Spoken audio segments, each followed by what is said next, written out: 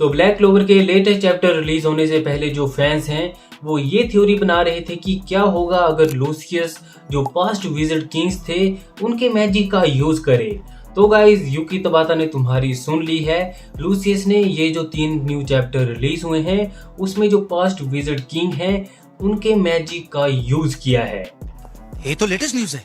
और यूकी तबाता ने इन 3 new chapter के साथ जो फैंस के बीच में एक कंफ्यूजन थी इसकी मूवी को लेकर उसको भी सोल्व कर दिया है। तो तुम्हें पता नहीं है तो इससे पहले जो फैंस थे वो कंफ्यूज थे कि जो इसकी मूवी आई थी black clover sword of the wizard king वो कैनन मूवी थी या फिर एक फिलर मूवी की तरह थी। पर अब इस चैप्टर के साथ ये कंफर्म हो चुका है कि ये जो मूवी है वो एक कैनन मूवी है और इसकी जो स्टोरी है वो मायने रखती है इसकी सीरीज में। तो फैंस को तो पहले ही लग रहा था कि ये जो मूवी है वो कैनन मूवी है, क्योंकि जिसने भी इस मूवी को देखा है उसे पता है कि ये मूवी बिल्कुल भी एक फिलर मूवी की तरह फील नहीं होती है। ऐसा ही लगता है कि ये इस सीरीज का पार्ट है और अब यूकी तबाता ने ये ऑफिशियली कंफर्म कर दिया है। तो आज की वीडियो में हम इसी टॉपिक के बारे में बात करेंगे, पर उससे पहले तुम वीडियो को लाइक कर दो और तुम्हें पता है कि चैनल के साथ क्या करना है। तो अगर तुम्हें पता नहीं है तो क्लोवर किंगडम के 28 विजिट किंग रह चुके हैं जूलियस को मिलाकर, पर अभी तक हम बस 6 ही विजिट किंग के बारे में जानते हैं। और ये भी जब इसकी मूवी आई तो हमें विजिट किंग के बारे में पता लगा। तो हम जानते हैं फर्स्ट विजिट किंग लूमियल सिल्वर विलियम क्लोवर के बारे में, इसके बाद प्रिंसिया फनी बनी जो कि हमारी 11th विजिट क्वीन थी, इसके बाद 60th विजिट किंग जेस्टर, फिर है 20th विजिट किंग एडवर्ड, इसके बाद है 27th विजिट किंग कॉनरेड और लास्ट विजिट किंग है वो है जूलियस। पर तुम्हें पता है अब जूलियस लूसियस में बदल चुका है, तो तुम ये भी मान सकते हो कि 29 विजिट किंग है, क्योंकि जो लूसियस है वो तो सुप्रीम विजिट किंग है। दोनों अलग अलग होते हैं क्या? तो ब्लैक क्लोवर के जो अभी थोड़े दिन पहले 3 चैप्टर रिलीज हुए हैं 381, 382 एंड 383। इन चैप्टर में लूसियस ने एक विजिट किंग को छोड़कर सभी विजिट किंग के मैजिक का यूज किया है और लूसियस ने बस जो कॉनरेड है उसके मैजिक का अभी तक यूज नहीं किया है।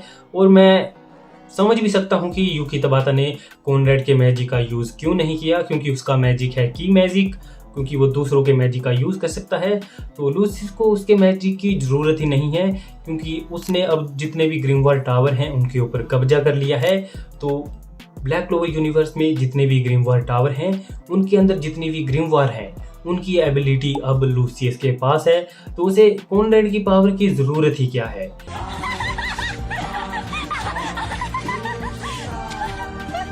क्योंकि तुम्हें तो पता ही होगा कि कॉनरेड का मैजिक है की मैजिक, और की मैजिक का यूज करने के लिए तुम्हें ग्रिमवॉर को टच करना पड़ेगा, फिर उस पर की लगानी पड़ेगी और तब तुम्हारे पास मैजिक आएगा। पर लूसियस सभी का मैजिक यूज कर सकता है, तो उसके लिए तो कॉनरेड का जो मैजिक है वो यूजलेस है। तो सबसे पहले चैप्टर 382 में लूसियस प्रिंसिया के मैजिक का यूज करता है। तुम्हें तो पता ही है कि जो प्रिंसिया फनी बनी है वो यूज करती है लीजन मैजिक का, या फिर तुम बोल सकते हो एक तरीके का चेस मैजिक। और तुमने प्रिंसिया के मैजिक को इसकी मूवी में तो देख ही लिया होगा, क्योंकि प्रिंसिया का जो मैजिक है वो बोर्ड से रिलेटेड है। तो उसमें जितने भी चेस पीसीज होते हैं उसको वो समन कर सकती है, उनको बड़ा कर सकती है, उन्हें कंबाइन कर सकती है और सभी को मिला के अपने आप को भी ट्रांसफॉर्म कर सकती है। पर यहाँ पे जो लूसियस है वो सिंपल स्पेल का यूज करता है।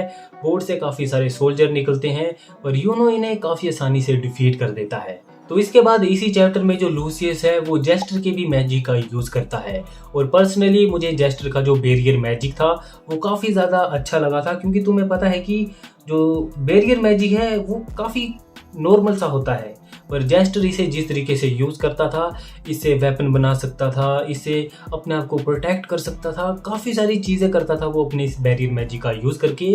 तो लूसियस भी जेस्टर का एक जो स्पेल था जिसमें वो एक सर्कल सा ब्लेड सा बनाता है अपने शील्ड से, तो लूसियस इस स्पेल का यूज करता है, पर यूनो इसे भी आसानी से डिफीट कर देता है। और मैंने जब ब्लैक क्लोवर की sword of the wizard king movie भी देखी थी तो उसमें जो जेस्टर था वो मेरा फेवरेट कैरेक्टर था।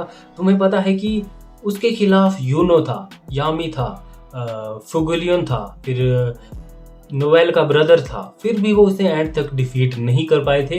वो मुझे काफ़ी ज़्यादा बढ़िया लगा था और इन दी एंड भी उसने अपना न्यू स्पेल अनलॉक किया था।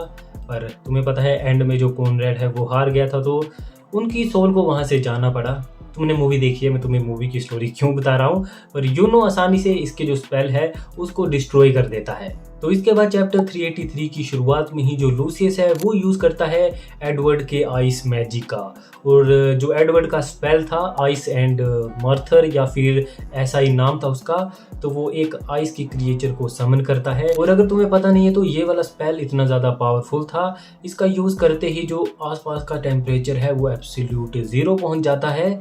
मतलब इस मोमेंट पे जितने भी मोलिक्यूल होते हैं वो मूव करना बंद कर देते हैं। तो अगर कोई भी स्पेल की रेंज में आ जाता है तो वो मूव नहीं कर सकता है। और तुम्हें पता है कि मूवी में सभी ब्लैक बुल्स ने मिलकर एडवर्ड को हराया था, तब भी एडवर्ड अपनी पूरी पावर के साथ इनसे फाइट नहीं कर रहा था। पर यहाँ पे जो योनो है वो एक ही स्लैश से इस स्पेल को डिस्ट्रॉय कर देता है। तो इसके बाद जो लूसियस है वो यहीं पर भी नहीं रुकता है, इसके तुरंत बाद वो यूज करता है हमारे फर्स्ट विज़र्ड किंग लुमियल सिल्वरविलियम क्लोवर के लाइट में। मैं कंफ्यूज हो गया था, मुझे लगा वो स्वॉर्ड मैजिक का यूज करता है, पर नहीं, वो जो लुमियल सिल्वरविलियम क्लोवर थे उनके लाइट मैजिक का यूज करता है। और तुम्हें तो याद ही होगा कि इस लाइट मैजिक का यूज करके उसने जो एंशिएंट डीमन था उसे डिफीट किया था, पर यूनो इसे आसानी से ब्लॉक कर देता है।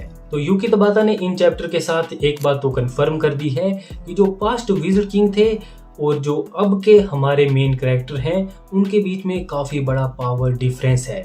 अगर वो वाले जो विज़र्ड किंग हैं अब यहाँ पे आ जाएं तो यूनो और जो आस्था हैं वो उन्हें पलक झपकते ही डिफीट कर देंगे। और इसी के साथ हमें इन चैप्टर में जो मिली मैक्सवेल है वो भी देखने के लिए मिली थी, जो कि मूवी का पार्ट थी, जो कि एक रिसर्च लैब की क्या बोलते हैं मैनेजर है या ऐसी चीज़ है।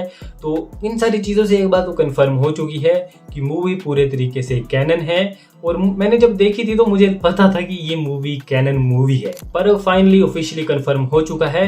तो काफ़ी सारी पॉसिबिलिटी बनती हैं, हो सकता है हमें ऐसे ही आगे कैनन मूवी देखने के लिए मिले ब्लैक क्लोवर की। तुम्हें पता है कि नेटफ्लिक्स पे ब्लैक क्लोवर कितनी ज़्यादा पॉपुलर है और नेटफ्लिक्स को पता है कि इससे काफ़ी सारा प्रॉफिट भी होगा।